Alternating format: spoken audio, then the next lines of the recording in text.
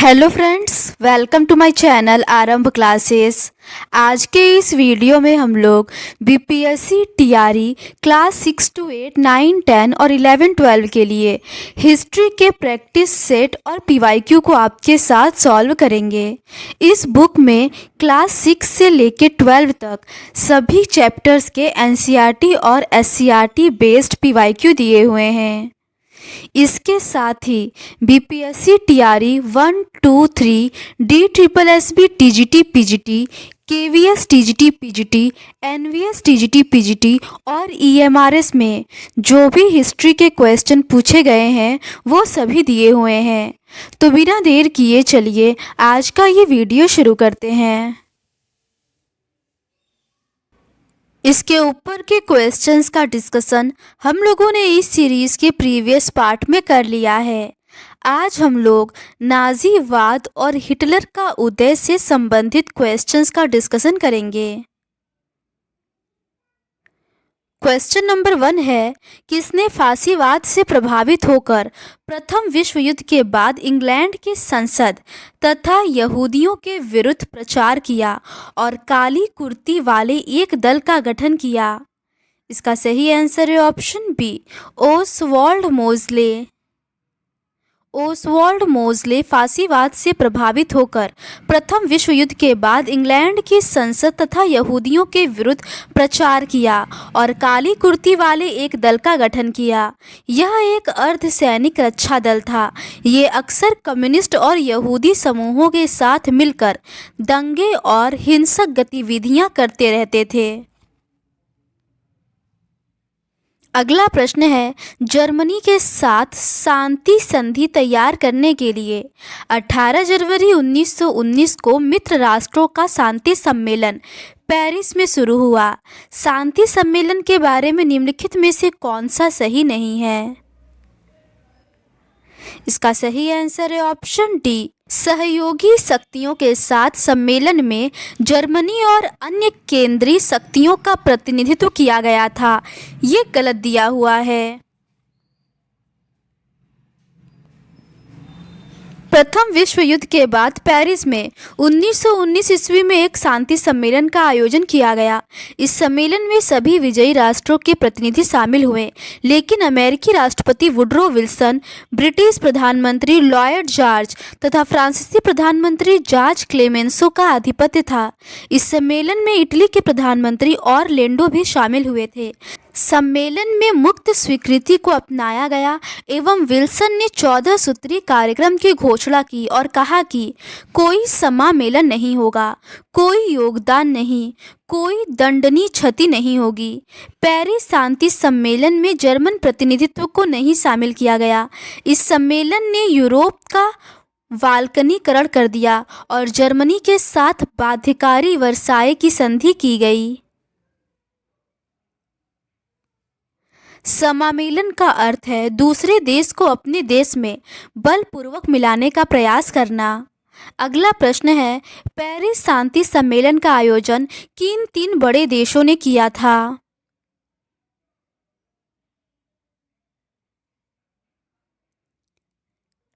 Paris शांति समझौते के वास्तविक आयोजक 3 बड़े देश अमेरिका, फ्रांस और ब्रिटेन थे।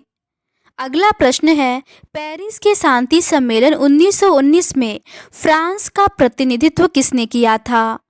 इसका सही आंसर है ऑप्शन सी, क्लेमेंसो ने। अगला प्रश्न है, 14 सूत्री कार्यक्रम डैश द्वारा प्रस्तावित किया गया था? इसका सही आंसर है ऑप्शन ए, वुडरो विल्सन ने। अगला प्रश्न है, पेरिस शांति सम्मेलन में इटली का प्रतिनिधित्व किसने किया? इसका सही आंसर है ऑप्शन बी, ऑरलैंडो ने। अगला प्रश्न है, कई जर्मन वासियों का मानना था कि विश्व युद्ध प्रथम में पराजय एवं अपमानजनक वर्साय की संधि के लिए डैश उत्तरदायी था। इसका सही आंसर है option C, Weimar Republic. Germany ने ऑस्ट्रियाई साम्राज्य के साथ मिलकर मित्र राष्ट्रों के खिलाफ पहला विश्व युद्ध लड़ा था। 1917 में अमेरिका भी मित्र राष्ट्रों के साथ मिल गया और नवंबर 1918 में मित्र राष्ट्रों ने केंद्रीय शक्तियों के साथ साथ जर्मनी को भी पराजित कर दिया और उन पर अपमानजनक वर्साए की संधि थोप दी। इस संधि द्वारा प्रथम विश्व युद्ध समाप्त हो गया। जर्मन वासियों ने वाइमर रिपब्लिक को इसके लिए दोषी ठहराया। वर्साए की संधि की वजह से जर्मनी को अपने सारे उपनिवेश, तकरीबन 10% आबादी, 13% भूभाग, 75% लौह भंडार और 26% कोयला भंडार फ्रांस, पोलैंड, डेनमार्क और लिथुआनिया को सौंपने पड़े।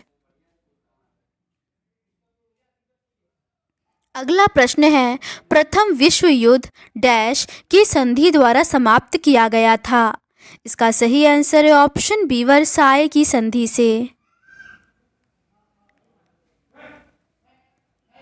अगला प्रश्न है, वर्साए संधि के कौन से प्रावधान सही है। पहला है, वर्साए की संधि ने यूरोप की सीमा को फिर से बनाया। कथन 2 है, अनुच्छेद 231 ने जर्मनी को युद्ध अपराधों का दोषी ठहराया। इसका सही आंसर है ऑप्शन ए, 1 और 2 दोनों ही सही है। अगला प्रश्न है, वर्साए की संधि के साथ ही जर्मनी ने अपने उपनिवेशों, आबादी, सेना के साथ ही इसके कोयला और लौह खो दिया। उसने लोहे का कितना प्रतिशत अपने सहयोगियों से खोया। इसका सही आंसर है ऑप्शन सी, 75%। अगला प्रश्न है, प्रथम विश्व युद्ध के अंत में वर्साए संधि पर हस्ताक्षर हुए जो जर्मनी के लिए कठोर और अपमानजनक थी, क्योंकि पहला है, जर्मनी के सभी समुद्र पार के देशों को छीन लिया। दूसरा है, अल्सेस और लॉरेन फ्रांस को सौंप दिए। तीसरा है, जर्मनी को विसैन्यीकृत कर दिया।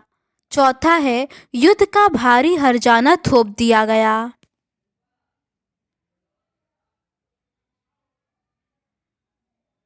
इसका सही आंसर है ऑप्शन ए, पहला, दूसरा, तीसरा और चौथा सभी सही है। प्रथम विश्व युद्ध के पश्चात विजयी मित्र राष्ट्रों द्वारा पराजित जर्मनी से 28 जून 1919 में वर्साए की संधि की गई। यह संधि जर्मनी के लिए बेहद अपमानजनक थी। इनकी प्रमुख शर्तें निम्नलिखित थी। जर्मनी के सभी समुद्र पार के उपनिवेशों को मित्र राष्ट्र के संरक्षण में दे दिया गया। जर्मनी का अल्सास व लॉरेन का समृद्ध क्षेत्र फ्रांस को सौंप दिया गया। जर्मनी को विसैन्यीकृत कर सैन्य क्षमता 1 लाख तय कर दी गई। युद्ध का भारी हर्जाना जर्मनी पर थोप दिया गया। वस्तुतः वर्साए की संधि एक आरोपित संधि थी, जिसमें जर्मनी के साथ एक पराजित राष्ट्र की तरह अपमानजनक व्यवहार किया गया। इसके परिणाम स्वरूप वहां हिटलर के नेतृत्व में नाजीवाद का उदय हुआ, जो द्वितीय विश्व युद्ध का एक कारण बना। अगला प्रश्न है, प्रथम विश्व युद्ध के बाद जर्मनी पर लगाई गई निर्धारित संधि का नाम बताइए। इसका सही आंसर है ऑप्शन डी, वर्साए की संधि। अगला प्रश्न है, नीचे अभिकथन ए और कारण आर के रूप में 2 कथन दिए हुए हैं। अभिकथन है, मित्र राष्ट्र पराजित जर्मनी पर वैसा कठोर दंड नहीं थोपना चाहते थे जिस तरह का दंड पहले विश्व युद्ध के बाद जर्मनी पर थोपा गया। कारण है, बहुत सारे लोगों का मानना था कि पहले विश्व युद्ध के अंत में जर्मनी के लोग जिस तरह के अनुभव से गुजरे, उसने भी नाजी जर्मनी के उदय में योगदान दिया था। इसका सही आंसर है ऑप्शन ए और आर दोनों सही है और आर ए की सही व्याख्या है।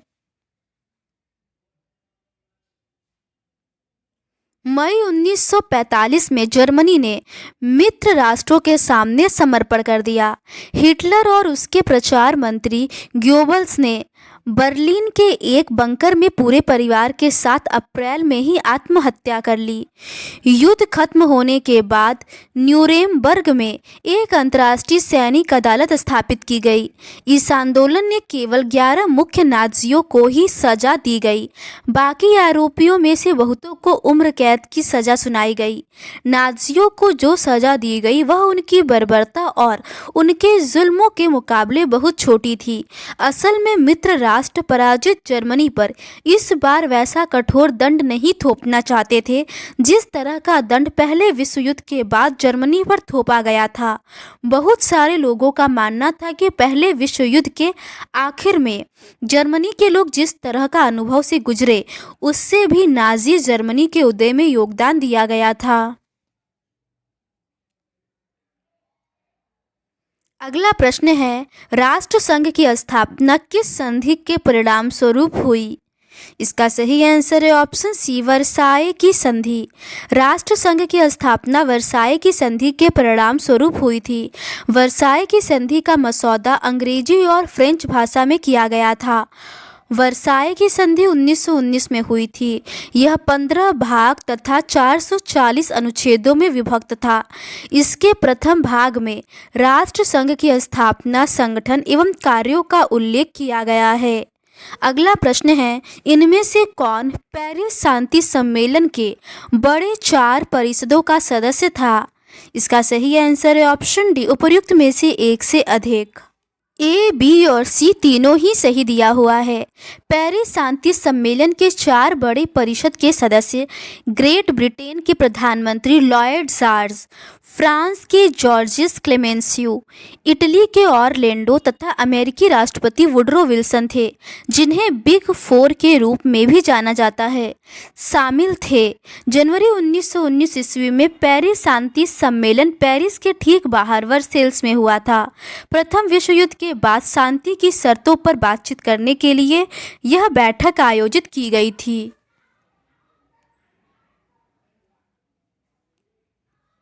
अगला प्रश्न है, प्रथम विश्व युद्ध के पश्चात हस्ताक्षरित वर्साय की संधि ने जर्मनी को तबाह कर दिया क्योंकि? इसका सही आंसर है ऑप्शन डी, उपर्युक्त में से एक से अधिक। ए, बी और सी तीनों ही सही है। प्रथम विश्व युद्ध के पश्चात हस्ताक्षरित वर्साय की संधि ने जर्मनी को तबाह कर दिया क्योंकि इसकी शर्तें जर्मनी की जनता के लिए बहुत कठोर और अपमानजनक थी। इस संधि की वजह से जर्मनी को अपने सारे उपनिवेश, तकरीबन 10% आबादी, 13% भूभाग, 75% लोह भंडार और 26% कोयला भंडार फ्रांस, पोलैंड, डेनमार्क और लिथुआनिया के हवाले करना पड़ा। जर्मनी की रही सही ताकत खत्म करने के लिए मित्र राष्ट्रों ने उसकी सेना भंग कर दी।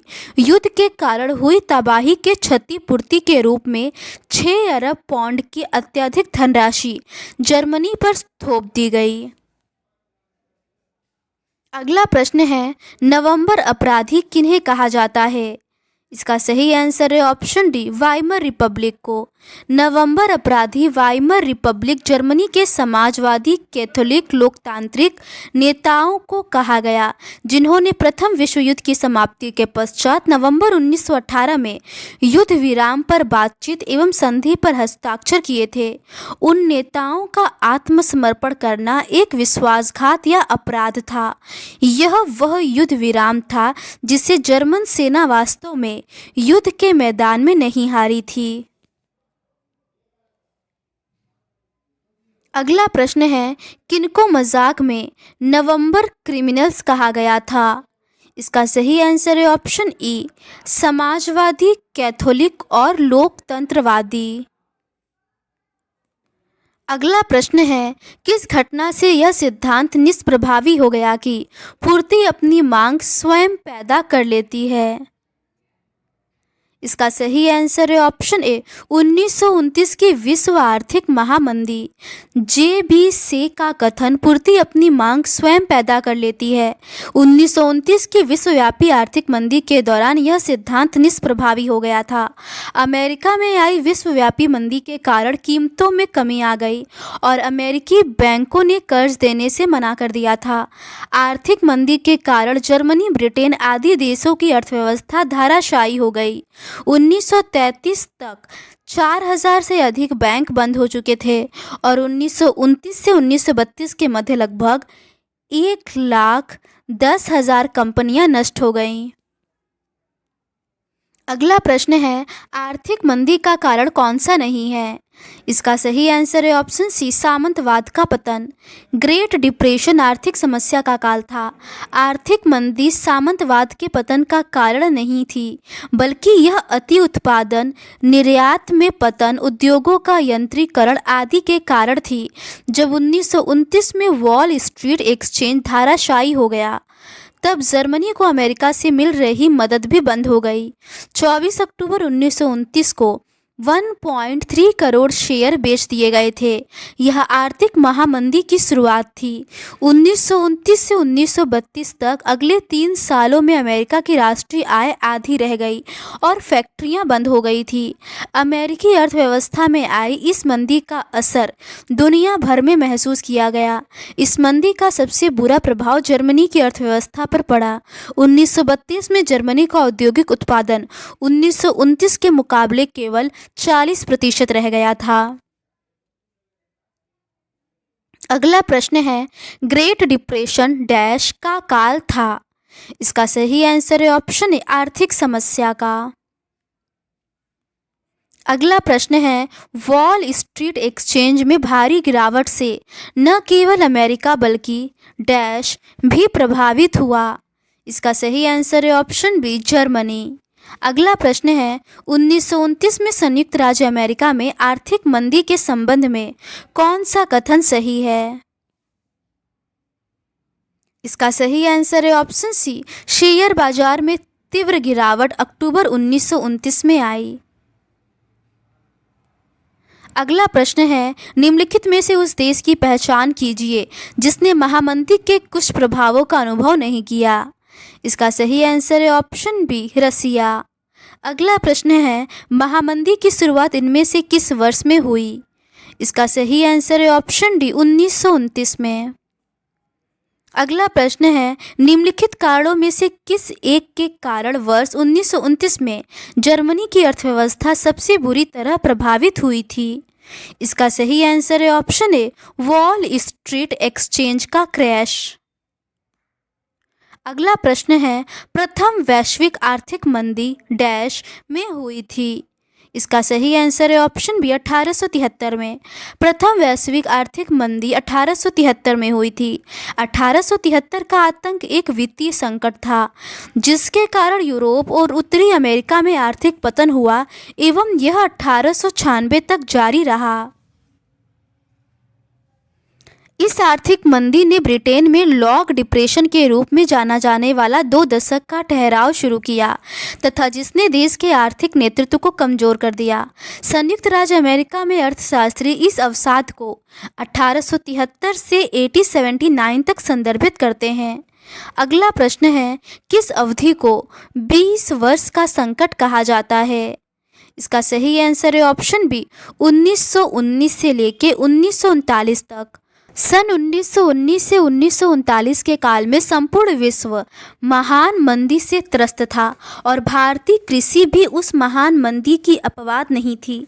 जबकि अन्य देशों की सरकारों ने इस काल में कृषकों की दशा में सुधार के लिए महत्वपूर्ण कार्य किया, तो अपवाद स्वरूप ब्रिटिश भारत ही एक ऐसा महत्वपूर्ण देश था जिसकी सरकार ने इस संकट काल में कृषकों की सहायता करने के लिए कोई महत्वपूर्ण कार्य नहीं किया।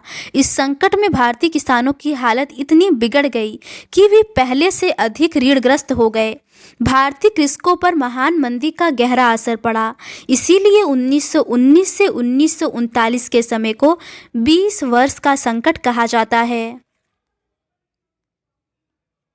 अगला प्रश्न है, हिटलर की आत्मकथा जिसमें जर्मनी के लिए उसकी राजनीतिक विचारधारा और भविष्य की योजनाओं को रेखांकित किया गया है, का शीर्षक है।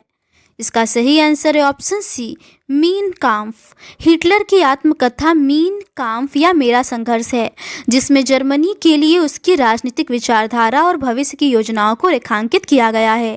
1923 ईस्वी में गणतंत्र का तख्ता पलटने के प्रयास से हिटलर को 5 वर्ष की सजा हुई थी। उसने कारावास की अवधि का उपयोग मीन काम्फ नामक पुस्तक लिखने में किया, जिसमें उसने बहुमत शासन की संसदीय सरकार की आलोचना करते हुए विशुद्ध जर्मन प्रजातंत्र की अपनी कल्पना प्रस्तुत की। हिटलर ने आर्थिक संकट से निकलने के लिए युद्ध का विकल्प चुना, क्योंकि वह राष्ट्रीय सीमाओं का विस्तार करते हुए ज़्यादा से ज़्यादा संसाधन इकट्ठा करना चाहता था। अगला प्रश्न है, मीन कैम्फ किसकी आत्मकथा है? इसका सही आंसर है ऑप्शन बी, एडोल्फ हिटलर का। अगला प्रश्न है, हिटलर ने आर्थिक संकट से निकलने के लिए युद्ध का विकल्प क्यों चुना? निम्नलिखित में से सर्वाधिक उपयुक्त कारण का चयन करें। इसका सही आंसर है ऑप्शन सी, वह राष्ट्रीय सीमाओं का विस्तार करते हुए ज़्यादा से ज़्यादा संसाधन इकट्ठा करना चाहता था। अगला प्रश्न है, हिटलर ने किस वर्ष बावेरिया का नियंत्रण अपने अधिकार में करने की योजना बनाई, लेकिन असफल हो गए और उन्हें गिरफ्तार कर लिया गया? इसका सही आंसर है ऑप्शन बी, 1923। 1923 में हिटलर ने बवेरिया पर नियंत्रण करने के लिए बर्लिन पर आक्रमण करने और सत्ता पर नियंत्रण करने की योजना बना ली थी। इस दुस्साहस योजनाओं में हिटलर असफल रहा और उसे गिरफ्तार कर लिया गया और देशद्रोह का मुकदमा भी चला, लेकिन कुछ समय बाद उसे रिहा कर दिया गया। अगला प्रश्न है, 30 जनवरी 1933 को राष्ट्रपति हिंडनबर्ग ने डैश को कुलपतित्व की पेशकश की थी? इसका सही आंसर है ऑप्शन सी, हिटलर को। 30 जनवरी 1933 को राष्ट्रपति हिंडनबर्ग ने एडोल्फ हिटलर को जर्मनी का चांसलर का पदभार संभालने का न्योता दिया। यह मंत्रिमंडल में सबसे शक्तिशाली पद था। अगला प्रश्न है, जर्मनी में नाजीवाद के उत्थान में इनमें से किसने एक महत्वपूर्ण भूमिका नहीं निभाई? इसका सही आंसर है ऑप्शन ए, आर्य विरोधी विचार। जर्मनी में नाजीवाद के उत्थान में आर्य विरोधी प्रचार ने महत्वपूर्ण भूमिका नहीं निभाई थी। जर्मनी में नाजीवाद के उत्थान में तत्कालीन जर्मनी की वाइमर गणतंत्र की विफलता, साम्यवाद का बढ़ता भय, वर्साय की अपमानजनक संधि आदि का महत्वपूर्ण योगदान था। अगला प्रश्न है, नाजीवाद किस देश में उभरा था? इसका सही आंसर है ऑप्शन डी, जर्मनी में।